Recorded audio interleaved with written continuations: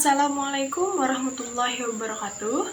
Selamat datang di channel ini dan terima kasih sudah mengklik video ini. Karena ini adalah video yang tepat buat kalian yang mau belajar. Tapi sebelum itu, izinkan saya untuk memperkenalkan diri terlebih dahulu. Saya Amrina Rosada, saya adalah mahasiswa semester 5 dari program studi pendidikan guru Madrasah Ibtidaiyah pada Institut Agama Islam Darussalam Martapura dengan NVM 21160169. Oke, jadi pada kesempatan kali ini saya akan mengajak kalian untuk belajar bersama-sama dengan mata pelajaran Sejarah Kebudayaan Islam dengan tema pembahasan wafatnya Nabi Muhammad SAW. Oke, tanpa berlama-lama kita mulai saja pembelajaran kita kali ini. Seperti yang telah diberitahukan sebelumnya, bahwa kali ini kita akan membahas mengenai wafatnya Nabi Muhammad SAW. Nabi Muhammad SAW adalah Rasul terakhir yang diutus oleh Allah sebagai penyempurna agama-agama samawi sebelumnya. Beliau merupakan satu-satunya manusia yang diutus menjadi Rasul oleh Allah dengan kesempurnaan akhlaknya. Beliau juga merupakan qudwah bagi seluruh umat manusia dari masa ke masa. Kepergian Nabi Muhammad di usianya yang ke-63 sungguh meninggalkan duka yang sangat mendalam bagi para sahabat dan seluruh umat Islam. Berikut adalah peristiwa-peristiwa yang terjadi sebagai tanda-tanda wafatnya Nabi Muhammad SAW. Pertama, peristiwa Fathu Mekah. Apakah kalian tahu bagaimana peristiwa ini? Tanda-tanda wafatnya Nabi Muhammad, salah satunya ada pada peristiwa Fathu Mekah. Peristiwa ini adalah salah satu peristiwa penting yang terjadi pada bulan suci Ramadan. Fathu Mekah merupakan pembebasan kota Mekah dari orang-orang kafir Quraisy. Peristiwa ini terjadi pada tahun 8 Hijriah. Peristiwa pembebasan kota Mekah ini merupakan titik pijak umat Islam pulang ke Ka'bah dan Mekah, tempat di mana Rasulullah dilahirkan dan Islam bermula. Setelah terjadinya peristiwa Fathu Mekah, banyak orang yang masuk Islam, baik dari Mekah maupun daerah sekitar Mekah di seluruh Jazirah Arab. Masa 2 tahun ini dari tahun 8 Hijriah hingga 10 Hijriah digunakan oleh Nabi Muhammad untuk menyebarkan Islam dengan mengirim delegasi berbagai kabilah di seluruh Jazirah Arab. Bahkan, di dalam masa ini, Nabi sempat melakukan peperangan dengan pasukan kerajaan Romawi yang membantu kaum Yahudi dalam peperangan Tabuk. Nabi Muhammad SAW bertanggung jawab mendakwakan Islam dan berhasil menyebarkannya hingga ke seluruh Jazirah Arab. Keberhasilan ini berkat pertolongan Allah Subhanahu wa Ta'ala, sebagaimana firman-Nya dalam surah An-Nasr pada ayat 1-3. Bismillahirrahmanirrahim. Idza jaa nasrullahi wal fath wa ra'aitan nasa yadkhuluna fi dinillahi afwaja fasabbih bihamdi rabbika wastaghfir innahu kana tawwaba. Para ahli sejarah meriwayatkan bahwa pada waktu turunnya ayat ini, banyak para sahabat menangis. Ketika mereka ditanya, "Mengapa engkau menangis?" Mereka menjawab bahwa dengan turunnya surah ini menunjukkan wafatnya Nabi Muhammad SAW telah dekat. Karena pertolongan Allah Subhanahu wa Ta'ala sudah datang, kaum muslimin sudah mendapatkan kemenangan gemilang dengan menaklukkan Mekah. Manusia telah datang berduyun-duyun untuk memasuki agama Allah. Sesudah itu, Nabi disuruh meminta ampun oleh Allah.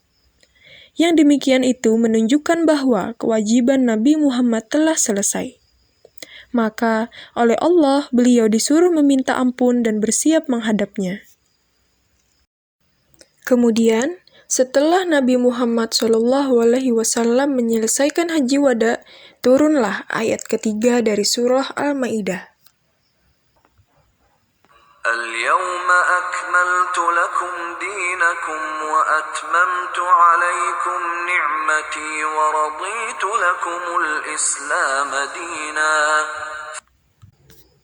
Inilah ayat yang paling akhir turun.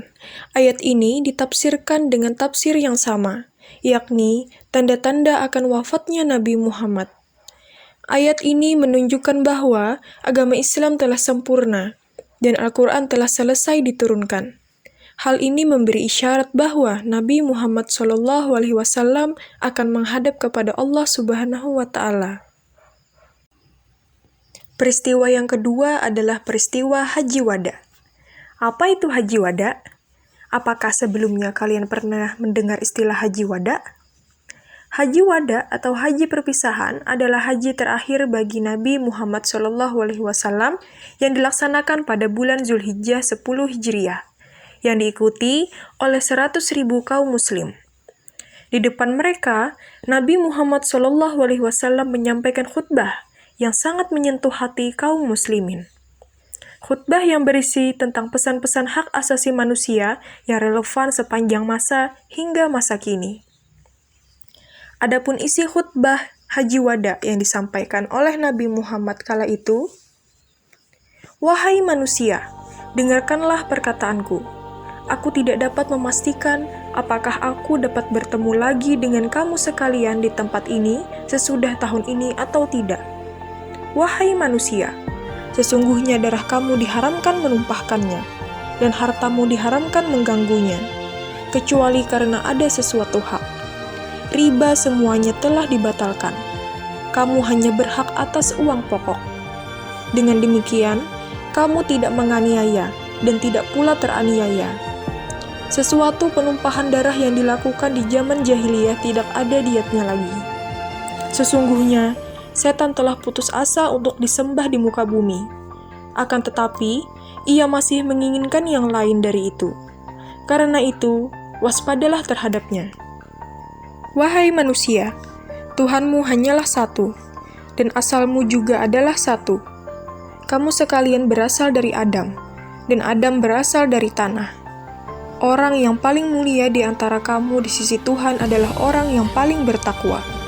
Orang Arab tidak ada lebihnya dari orang yang bukan Arab, dan orang yang bukan Arab pun tidak ada kelebihannya dari orang Arab, kecuali karena takwanya." Dalam khutbah Haji Wada menjelang Nabi Muhammad wafat, beliau telah meletakkan dasar-dasar yang kuat bagi kehidupan berbangsa dan bernegara. Yang pertama, persaudaraan Islam, persamaan derajat, dan permusyawaratan. B. Jaminan kehormatan jiwa, harta, dan kehormatan pribadi manusia. C. Kewajiban memelihara dan menunaikan amanah. D. Keharusan membersihkan modal usaha dari riba. Dan E. Penetapan hak dan kewajiban yang merupakan timbal balik bagi suami istri. Inilah 5 prinsip yang dipesankan Nabi Muhammad pada saat akan wafat. 5 prinsip ini menjadi tanggung jawab umat Islam untuk melaksanakannya. Dalam kehidupan sosial misalnya, umat Islam bertanggung jawab memelihara kehormatan jiwa, harta, dan pribadi di antara sesama manusia. 3 bulan setelah melakukan Haji Wada, Nabi Muhammad SAW mengalami sakit demam. Beliau sakit selama 14 hari. Saat demamnya bertambah tinggi, Nabi Muhammad tidak mampu menjadi imam sholat di masjid. 3 kali beliau hendak mengimami sholat, namun pingsan. Oleh karena itu, beliau meminta kepada sahabat Abu Bakar untuk menggantikan beliau menjadi imam sholat. Pada suatu hari, Nabi Muhammad mengetahui bahwa kaum muslimin berkumpul di masjid dan mencemaskan atas sakitnya beliau. Dengan dipapah sahabat Abbas dan Ali bin Abi Thalib, Nabi menemui mereka. Nabi duduk di atas mimbar pada anak tangga yang pertama. Lalu beliau berpidato, "Wahai manusia, saya mendengar bahwa kalian semua cemas apabila nabimu meninggal dunia. Pernahkah ada seorang nabi yang akan dapat hidup selama-lamanya? Saya akan menemui Tuhan, dan kamu sekalian akan menyusulku." Kemudian, Nabi mempercayakan kaum Ansor kepada Muhajirin dan sebaliknya, menyerahkan kaum Muhajirin kepada kaum Ansor. Ini adalah pesan menjaga persaudaraan dan persatuan di antara para sahabat. Menjelang akhir hayatnya, Nabi Muhammad berwasiat agar berpegang teguh kepada Al-Quran dan hadis. Beliau kemudian mengucapkan, "Umatku, umatku, umatku, as-sholah, as-sholah, as-sholah." Ini menunjukkan cintanya beliau kepada umatnya. Begitu agung cintanya Nabi Muhammad sampai menjelang wafat pun umatnya disebut-sebut. Dengan ungkapan tersebut, Nabi Muhammad berpesan kepada umatnya agar jangan meninggalkan sholat. Sholat harus senantiasa didirikan dan tidak boleh ditinggalkan. Sholat sangat penting bagi umat Islam karena menjadi tiang agama.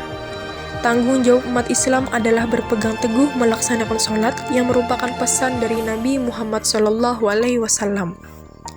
Pada hari Senin, ketika kaum muslimin sedang melaksanakan sholat subuh, sementara sahabat Abu Bakar sedang mengimami mereka. Nabi Muhammad SAW tidak menemui mereka, tetapi hanya menyingkap tabir kamar Aisyah dan memperhatikan mereka yang berada di saf-saf sholat. Kemudian beliau tersenyum. Sahabat Abu Bakar mundur hendak berdiri di saf, karena ia mengira bahwa Nabi Muhammad hendak keluar untuk sholat. Namun, beliau memberikan isyarat dengan tangan beliau agar mereka menyelesaikan sholat. Kemudian, beliau masuk kamar dan menurunkan tabir. Akhirnya, dengan mengucap kalimat tauhid seraya berdoa agar mendapatkan ampunan dan rahmat Allah Subhanahu wa Ta'ala, Nabi Muhammad SAW pun wafat. Nabi Muhammad wafat pada hari Senin tanggal 12 Rabiul Awal tahun 11 Hijriah dalam usia 63 tahun. Wafatnya Nabi Muhammad sangat mengagetkan para sahabat. Meskipun mereka sudah diberi nasihat oleh Nabi, akan tetapi mereka tetap kaget dan sangat sedih. Sahabat Umar yang terkenal sebagai pahlawan yang gagah berani juga merasakan hal yang sama. Beliau hampir tidak percaya apabila Nabi Muhammad telah tiada. Begitu juga dengan sahabat-sahabat yang lain. Mereka merasakan hal yang sama. Namun, Abu Bakar sangat bijaksana dan arif. Di tengah-tengah kesedihan dan perasaan yang serba panik dan kalut dipenuhi rasa tidak percaya, Abu Bakar berpidato, "Wahai manusia, barang siapa yang memuja Muhammad, Muhammad telah mati. Tetapi siapa yang memuja Allah Subhanahu wa Ta'ala, ia hidup selama-lamanya, tidak akan pernah mati." Abu Bakar kemudian membaca firman Allah Subhanahu wa Ta'ala, yaitu surah Ali Imran ayat 144 yang bunyinya, وَمَا مُحَمَّدٌ إِلَّا رَسُولٌ قَدْ خَلَتْ مِنْ قَبْلِهِ الرُّسُلُ أَفَإِنْ مَاتَ أَوْ قُتِلَ انقَلَبْتُمْ عَلَى أَعْقَابِكُمْ وَمَنْ يَنقَلِبْ عَلَى عَقِبَيْهِ فَلَنْ يَضُرَّ اللَّهَ شَيْئًا وَسَيَجْزِي اللَّهُ الشَّاكِرِينَ. Mendengar pidato dari Abu Bakar yang tegas ini, sahabat Umar dan sahabat-sahabat Nabi yang lain menjadi sadar. Bahkan Umar berkata, "Demi Allah, saya tadinya mengira bahwa di dalam Al-Quran tidak ada ayat seperti yang dibacakan oleh Abu Bakar ini. Saya baru sadar ada ayat ini setelah dibacakan oleh Abu Bakar." Baiklah, itu tadi penjelasan dari pembahasan kita hari ini mengenai wafatnya Nabi Muhammad SAW. Semoga informasi yang diterima dapat menjadi pengetahuan yang bermanfaat. Tetap semangat belajar dan jangan menyerah. Sampai jumpa pada video pembelajaran berikutnya. Salah khilaf mohon maaf. Assalamualaikum warahmatullahi wabarakatuh.